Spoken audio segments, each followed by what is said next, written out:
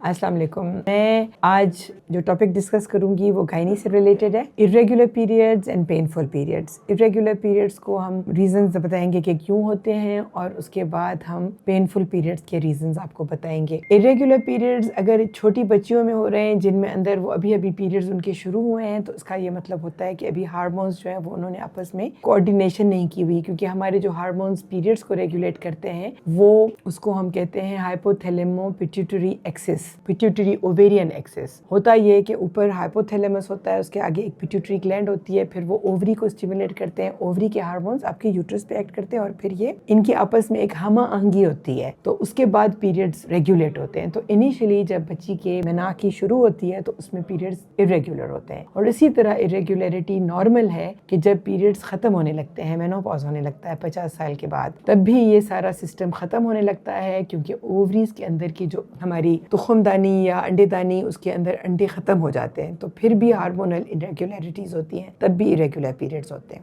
تو یہ تو ایک نارمل وہ ہے چیز ہے, ایک نئی بچی جس کے ابھی پیریڈ شروع ہوئے ہیں, اور جو وہ عورتیں جن کے پیریڈز ختم ہو رہے ہیں. ٹھیک ہے, کبھی کبھی ان میں پیتھولوجی ہوتی ہے. پیتھولوجی یہ ہوتی ہے کہ آپ کو بیماری ہوتی ہے, یا تو اوویرین ڈیزیز ہوگی جس میں اندر ہم کہیں گے پالیسسٹک اوویرین ڈیزیز آ جاتی ہے, جس میں ہماری انڈے دانی انڈا نہیں بنا پاتی, ہارمونز کا ہی امبیلنس ہوتا ہے اور انڈا نہیں بن سکتا. تو اس میں جو پیشنٹس کمپلین کرتے ہیں وہ ارریگولر اور ہیوی بلیڈنگ کی کمپلین کرتے ہیں, اور ان کا وزن بڑھ جاتا ہے, ان کا فیس پہ بال آ جاتے ہیں, موٹاپا ہوتا ہے, اور ان کی منہ پہ بال آ جاتے ہیں, اور اس کے علاوہ وہ پریگنینسی ہونے میں ان کو تکلیف ہوتی ہے, یعنی پریگنینسی انفرٹیلٹی کے ساتھ پریزنٹ کرتی ہیں. تو ان کی پھر جب ہم انویسٹیگیشنز کرتے ہیں تو پھر ان کا reason of irregular periods polycystic ovary ہوتا ہے. پھر ایک بیماری ہوتی ہے ریپروڈکٹیو ایج میں ہی ہوتی ہے پالیسسٹک اووری کے علاوہ, جس میں اندر ہم کہتے ہیں پیلوک انفلیمیٹری ڈیزیز, جس میں ہمارے پیلوک آرگنز کی سوزش ہو جاتی ہے, جس کی وجہ سے بھی ہارمونل ڈسٹربنسز کریٹ ہوتے ہیں, اور اس میں بھی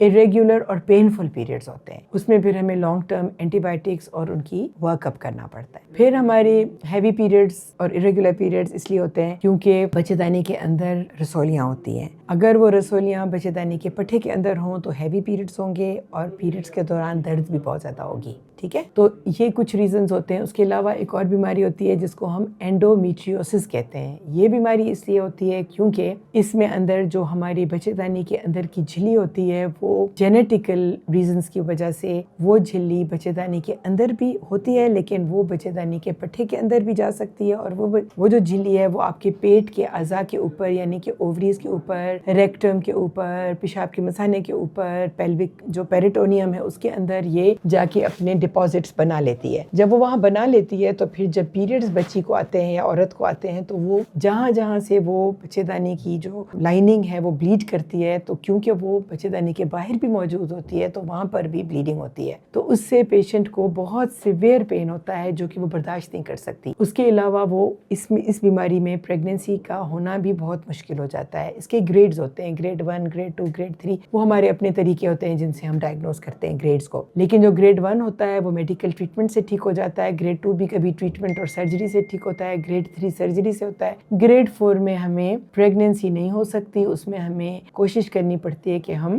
ان وٹرو فرٹیلائزیشن سے کام چلائیں, نہیں تو پھر ہمیں اس کا ٹریٹمنٹ یہی ہوتا ہے کہ ہم پیلوک کلیئرنس کر دیں, یعنی پیلوک سرجری کر کے اس سارے سسٹم کو ہی نکال دیں, کیونکہ وہ پیشنٹ کے لیے بہت مشکل ہوتا ہے ٹو بیئر. اس کے علاوہ ہیوی پیریڈز ہوتے ہیں, پالپس ہوتے ہیں, چھوٹی چھوٹی رسولیاں ہوتی ہیں بچے دانی کی کیوٹی کے اندر, انڈومیٹریل پالپ کہتے ہیں, سروائکل پالپ کہتے ہیں, فائبرائڈز ہوتے ہیں, یا آپ کو جو ہے نا کوئی وجائنل کوئی ایسا ہوتا ہے جس کی وجہ سے ہوتا ہے, یا اووری کے آپ کی کچھ سسٹ ہوتی ہیں جو ہارمونز کا ڈسبیلنس کر دیتی ہیں, اس وجہ سے ہوتی ہیں. لیکن جو ہمیں ڈسمینوریا یا پیلوک پین ہوتا ہے وہ بھی نارمل ہوتا ہے. وہ نارمل اس لیے ہوتا ہے, آپ نے دیکھا ہوگا جن بچیوں کی نئی پیریڈ شروع ہوتے ہیں ان کو بہت ڈسمینوریا ہوتا ہے, یعنی درد ہوتا ہے پیریڈز میں. وہ اس لیے ہوتا ہے کیونکہ ایک ہارمون نکلتا ہے جس کو ہم کہتے ہیں پروسٹاگلینڈن. کچھ 3-4 قسموں کے پروسٹاگلینڈنز ہوتے ہیں جو کہ خون کی نالیوں کو کانٹریکٹ کرنے کے کام آتے ہیں تاکہ بلیڈنگ زیادہ نہ ہو. تو وہ والے ہارمون انیشلی زیادہ ہوتے ہیں ان بچیوں میں, تو وہ ان کو درد کرتے ہیں. وہ بھی ہم میڈیسنز کے ساتھ سیٹل کر لیتے ہیں. یہ نارمل ڈسمینوریا ہوتی ہے. لیکن جو میں نے آپ کو دوسری باتیں بتائیں جن میں اندر انفیکشن میں ہوتا ہے, یا